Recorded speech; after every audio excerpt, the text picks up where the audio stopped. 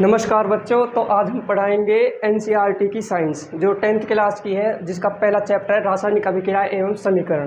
तो इसको ले के लिए एनसीईआरटी की जितनी भी बुक से संबंधित है उन सभी के लिए उपयोगी है। जिन बच्चों की एनसीईआरटी के लिए बुक है उन सभी बच्चों के लिए ये विज्ञान साइंस का पहला चैप्टर है, जिसका नाम है रासायनिक अभिक्रियाएं एवं समीकरण।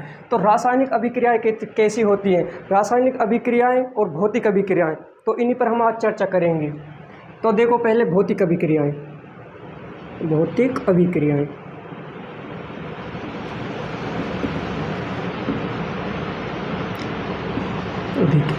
और दूसरी है रासायनिक अभिक्रियाएं। रासायनिक अभिक्रिया। अब रासायनिक अभिक्रिया और भौतिक अभिक्रिया में क्या डिफरेंस होता है, क्या अंतर होता है, इन्हीं के बारे में हम चर्चा करेंगे।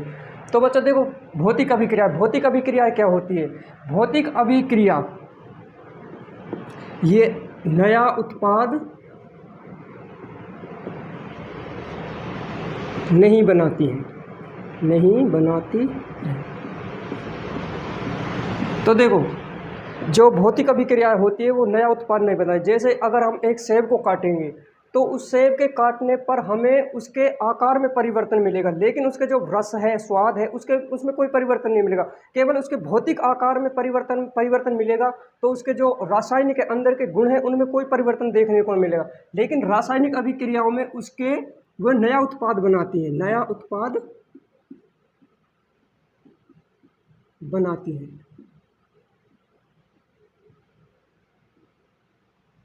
और दूसरा अंतर है, भौतिक अभिक्रियाएं अनुत्क्रमणीय होती हैं। उत्क्रमणीय होती है। कैसी होती है? उत्क्रमणीय होती है। अब उत्क्रमणीय का भी बताएंगे, उत्क्रमणीय क्या होती है, एक बार लिख लेते हैं इसको। तो ये कैसी होती है? अनुत्क्रमणीय। कैसी होती है? अनुत्क्रमणीय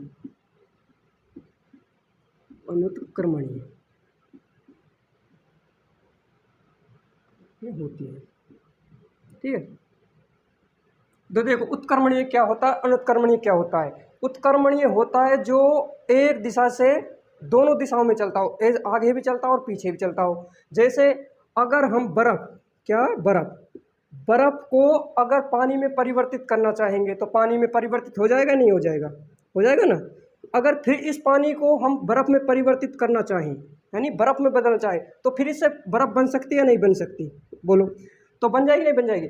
तो कोई भी अभिक्रिया भौतिक अभिक्रिया होती है। जैसे अगर किसी चीज़ को हमने, जैसे बर्फ़ ही मान लो, तो बर्फ़ को हमने पहले पानी में परिवर्तित किया, फिर फ्रीज में रखा, फ्रीज में क्या हुआ, उसको फिर बर्फ़ बना दिया, बर्फ़ से फिर पानी बना दिया। तो ऐसी अभिक्रिया जो दोनों दिशाओं में चलती हैं। कैसी? जो दोनों दिशाओं में चलती है। एक और पॉइंट बना सकते हैं, यह है दोनों दिशाओं में चलती हैं और ये केवल एक दिशा में चलती है। देखो, अनुत्क्रमणीय होती है। जैसे दूध से दही का जमना,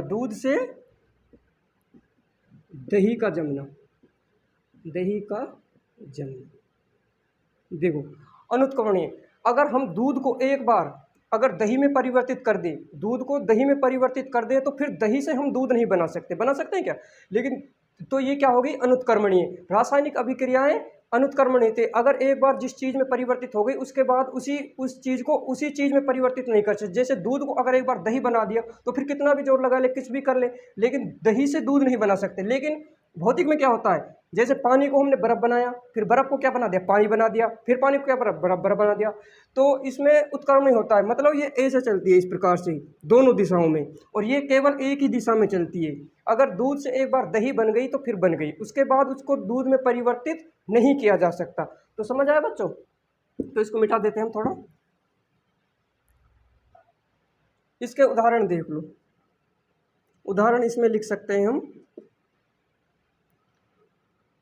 पानी से बर्फ, और फिर बर्फ से पानी, ठीक है। और इसका दूध से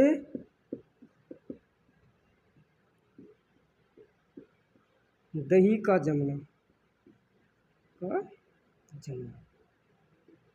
ठीक है। और चौथा पॉइंट देखो बच्चों, ताप अवस्था एवं आकार में परिवर्तन।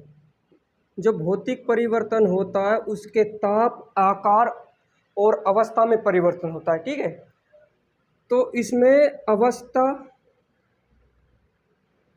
एवं रासायनिक गुणों में परिवर्तन। तो जो रासायनिक अभिक्रिया होती है उसकी अवस्था में परिवर्तन होता है और रासायनिक गुण होते हैं जो, उनमें परिवर्तन होता है। और पांचवा है, देखो तो बच्चों देखो पांचवा है भौतिक अवस्था में परिवर्तन। जो भौतिक अभिक्रिया होती है उसके भौतिक अवस्था में परिवर्तन, जैसे उसके आकार में परिवर्तन होगा, उसके ताप में परिवर्तन होगा, उसके आकार में परिवर्तन होगा। लेकिन जो उसके रासायनिक गुण हैं, जैसे सेब के अंदर उसके जो अम्ल है, उसका स्वाद है, वो उसमें परिवर्तन नहीं होगा। तो ये वो होती है भौतिक अभिक्रियाएं, ठीक है। तो इसमें क्या होता है, इसमें भौतिक अवस्था में परिवर्तन नहीं होता। क्या होता है, भौतिक अवस्था में परिवर्तन नहीं होता है। इसमें क्या होता है, इसमें रासायनिक जो उसके अंदर के गुण हैं, जैसे इसमें स्वाद का अगर रासायनिक अभिक्रिया करवाएंगे एक सेब के साथ तो उसके जो गुण है, उसका रस है, उसके स्वाद में फर्क पड़ेगा, लेकिन जो उसकी अवस्था में उसमें कोई फर्क नहीं पड़ेगा, ठीक है बच्चों। तो बच्चों आज की क्लास यहीं समाप्त करते हैं। आपको बढ़िया लगी होगी आशा करता हूँ। भौतिक अभिक्रिया और रासायनिक अभिक्रियाएं आपको अच्छे से समझ आई होंगी, ठीक है। तो जैसे देखो पहला इसमें नया उत्पाद नहीं बनाती, इसमें नया उत्पाद बनाती हैं, ठीक है। ये उत्क्रमणीय होती है, अनुत्क्रमणीय होती है, ये दोनों दिशाओं में चलती है, केवल एक दिशा में चलती है। इसमें उदाहरण है पानी से बर्फ का जमना और बर्फ से पानी का जमना। और इसमें उदाहरण है दूध से दही का जमना। दूध अगर एक बार दही में परिवर्तित हो गया तो उसको, दूध अगर दही में परिवर्तित हो गया तो उसको दही से दूध में परिवर्तित नहीं कर सकते, यही होता है अनुत्क्रमणीय। और इसके ताप, अवस्था एवं आकार में परिवर्तन होता है, इसकी अवस्था एवं रासायनिक गुणों में परिवर्तन होता है, भौतिक अवस्था में परिवर्तन और भौतिक अवस्था में परिवर्तन नहीं होता है, ठीक है बच्चों।